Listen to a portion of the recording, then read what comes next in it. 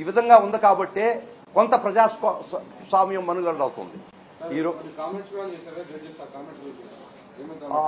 విచారణ సమయంలో గౌరవ న్యాయమూర్తి గారు కామెంట్ కూడా చేయడం జరిగింది.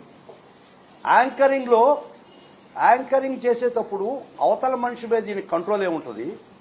యాంకరింగ్ చేసినప్పుడు వారు ఖండించలేదు, నవ్వుతున్నారు అని చెప్పారు. మేము కూడా ఏదో నవ్వుతుంటాము, అది తప్పు. యాంకరింగ్ లో కూడా కొమ్మినేని శ్రీనివాసరావు ఇది తప్పు ఖండించినారని కోర్టు గారి దృష్టికి తీసుకున్నాం. అది కూడా వారు పరిగణలోకి తీసుకొని ఈ విధమైనటువంటి చర్యలు చాలా తీవ్రంగా గ్రహించింది గౌరవ సుప్రీంకోర్టు వారు.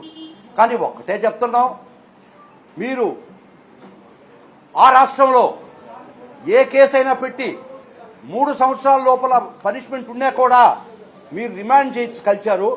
ఈ రోజు దానికి ఖచ్చితంగా తిరోగమనం ఏర్పడ్డది. ఈ విధమైనటువంటి చర్యలకి ఈరోజు ఖచ్చితంగా సుప్రీంకోర్టు వారు చెంపదెబ్బ వేసినటువంటి పరిస్థితి వచ్చింది. కాబట్టి ఇప్పటికైనా చెప్తున్నాను ఈ పరిపాలకులకి, ఇప్పటికైనా చెప్తున్నాను ఈ పోలీసు వ్యవస్థకి, మీరు చట్ట ప్రకారం పోండి. బిఎన్ఎస్ఎస్ 35(3) ఆలోచించండి.